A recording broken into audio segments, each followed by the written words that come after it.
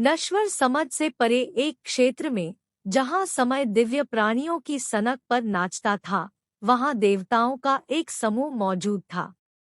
प्रत्येक देवता के पास ऐसी शक्तियाँ थीं जिन्होंने ब्रह्मांड को आकार दिया और नीचे के प्राणियों के जीवन को प्रभावित किया।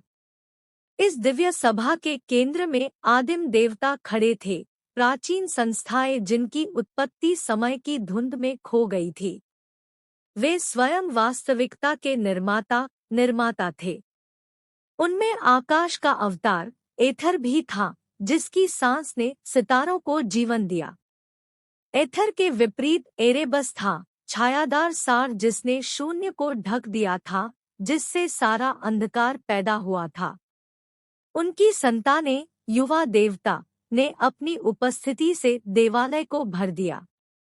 सूर्य के दीप्तिमान देवता अपोलो थे, जिनका रथ पूरे आकाश में घूमता था, जिससे दुनिया में गर्मी और रोशनी आती थी। आर्टेमिस, उसकी जुड़वां बहन, शिकारी, प्रकृति और उसके सभी प्राणियों की रक्षक के रूप में जंगल में घूमती थी। समुद्र के शक्तिशाली देवता पोसिडॉन ने अपने त्रिशूल के साथ गहराई पर शासन किया, तूफान और शांति को समान रूप से नियंत्रित किया। उसका भाई ज़ीउस ओलंपस के सिंहासन पर बैठा, वज्र और बिजली चलाता हुआ, देवताओं और मनुष्यों के राजा के रूप में शासन करता रहा। हेरा, ज़ीउस की पत्नी और स्वर्ग की रानी, विवाह और परिवार पर नजर रखती थी। उसकी नजर इसकी जांच में अटूट थी। और उसके बगल में ज्ञान और युद्ध की बुद्धिमान देवी एथेना खड़ी थी, जो अपने पिता की खोपड़ी से पूरी तरह से हथियारों से लैस होकर पैदा हुई थी। परंतु सभी देवता परोपकारी नहीं थे।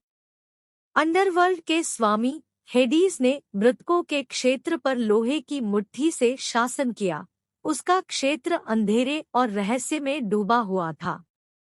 उनकी पत्नी परसेफोन हर वसंत में गहराई से ऊपर आकर ऊपर की बंजर धरती पर जीवन लाती थी।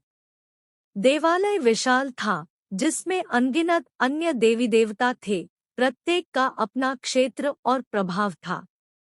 मनुष्यों द्वारा उनकी पूजा की जाती थी।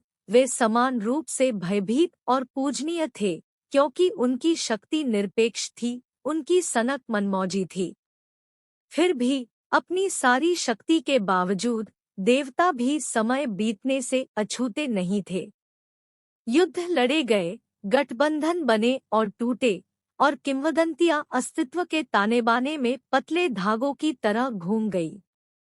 और यद्यपि नश्वर लोग उठ सकते हैं और गिर सकते हैं, उनकी कहानियां इतिहास के पवित्र हॉल में अनंत काल तक फुसफुसाती रहेंगी।